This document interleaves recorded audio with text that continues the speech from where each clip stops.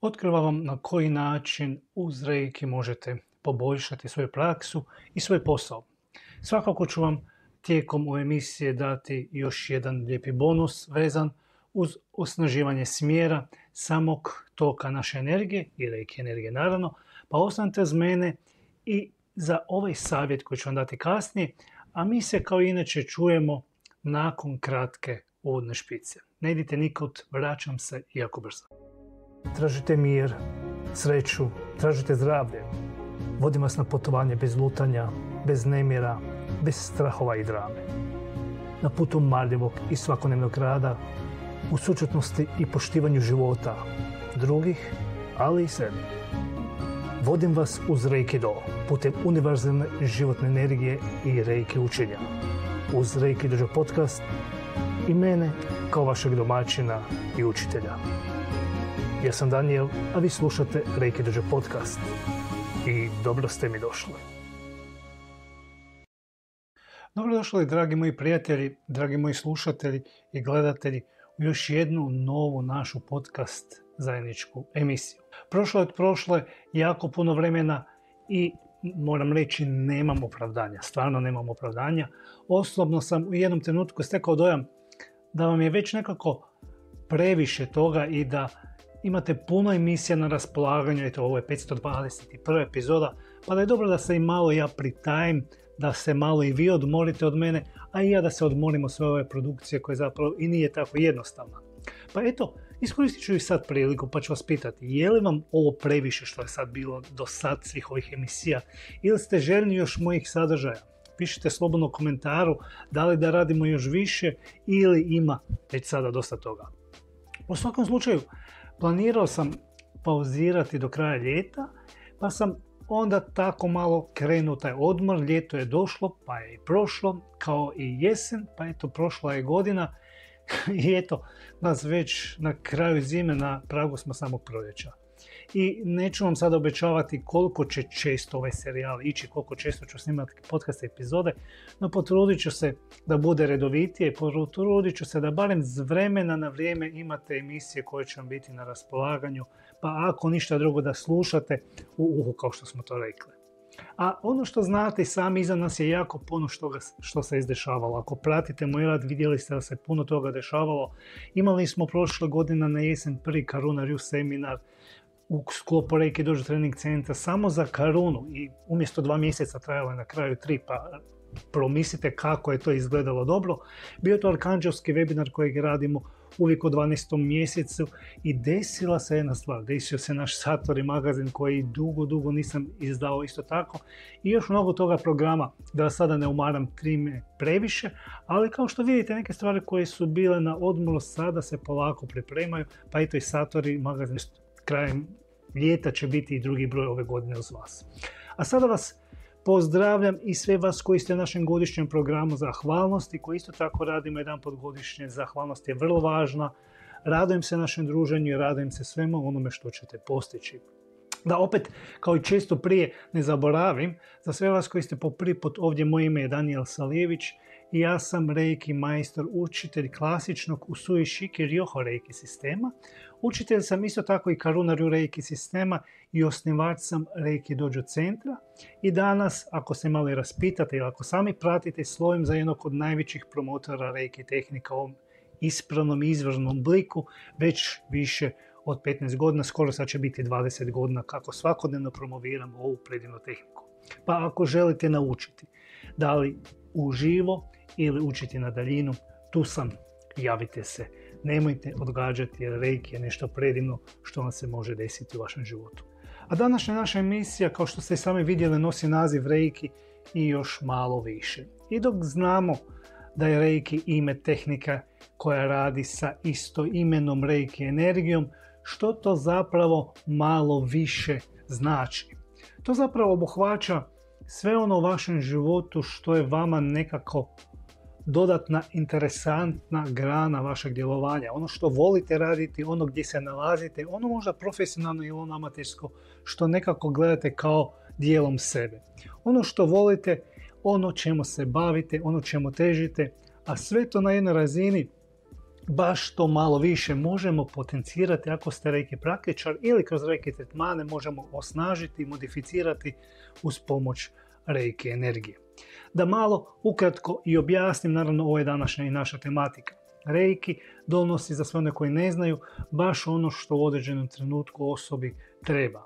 Tamo gdje smo usmjerili reiki energiju, energija ide u vraćanju zdravlja. To može biti rehabilitacija općenito ili regeneracija tkiva. Može to biti nešto bezazleno što vas možda izbacuje malo iz takta, recimo pomoć da spavate ili da se lakše fokusirate, da se manje ljutite, da radite kvalitetnije, da funkcionirate bolje, da budete cjeloviti i da budete zdravi. Dakle, sve što vam treba, gdje god vam treba reiki, tu može modificirati energiju, pomoći vam. Može vam pomoći i u vašem poslu, te kako ga znate i ako ga znate usmjeriti, dobit ćete jednog snažnog zaštitnika koji će činiti razliku na vašem polju djelovanja kroz načine na koji vi djelujete. I to je ono malo više. Ono malo više kod vas što ste još učinili uz ono što inače činite da biste radili još bolje, da biste radili još drugačije.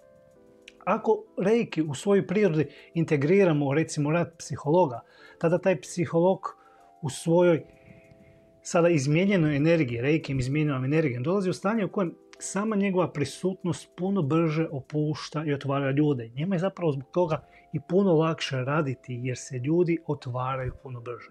Ista stvar je kod osobe koje se bave masažom, kod masera.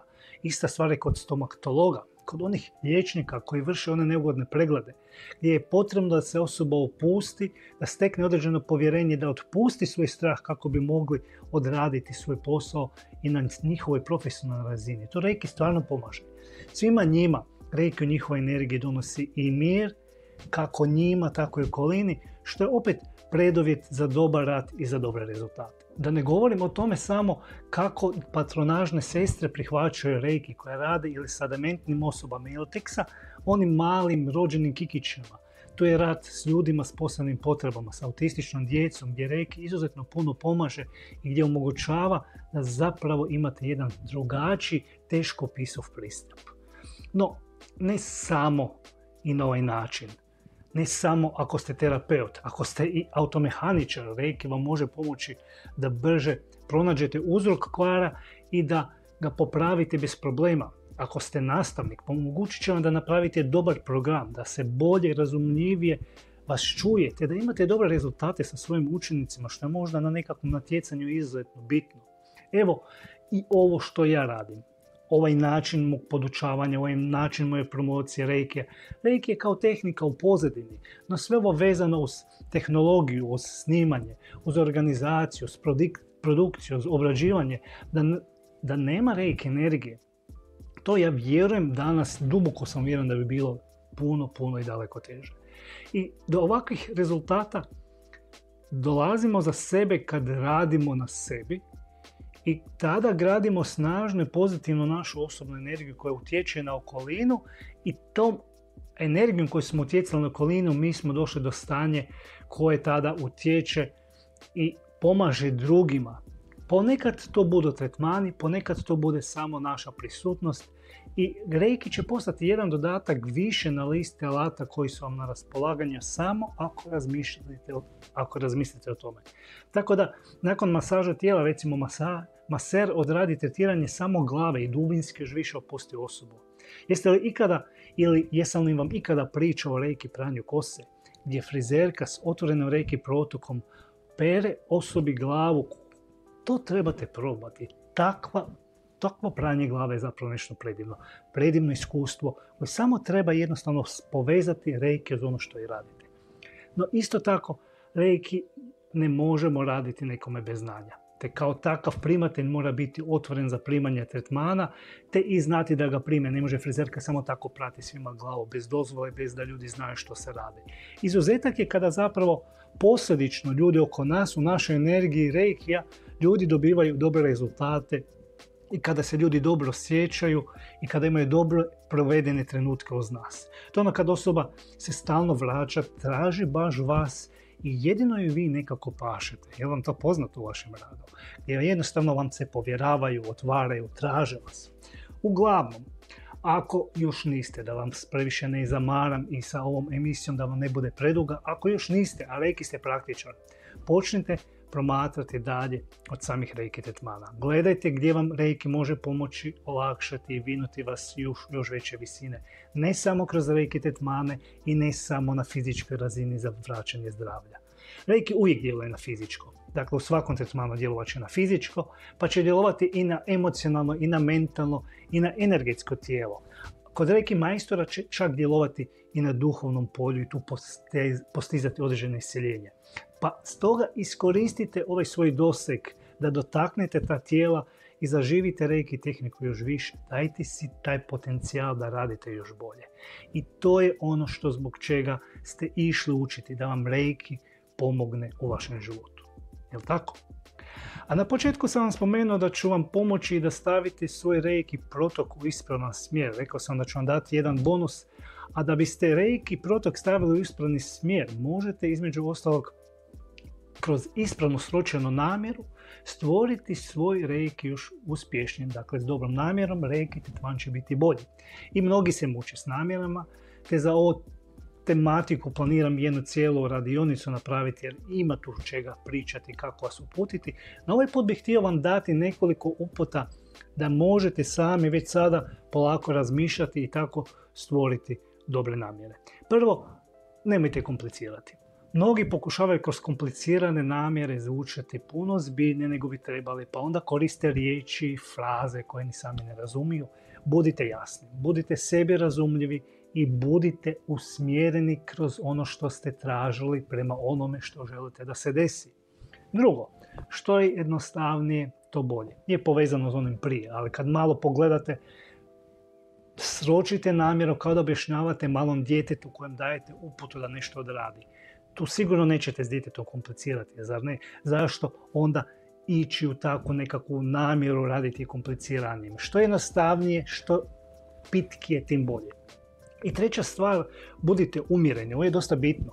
Ne umjereni zbog toga da ćete previše tretmana odraditi, nego to znači da ćete svoj reiki tretman usmjeriti na jednu stvar, da nećete rasipati energiju na različita polja.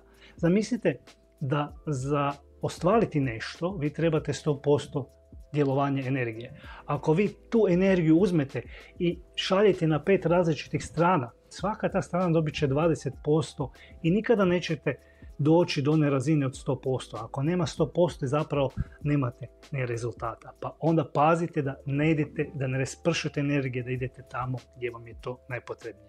Četvrto, nemojte brkati afirmacije i namjere.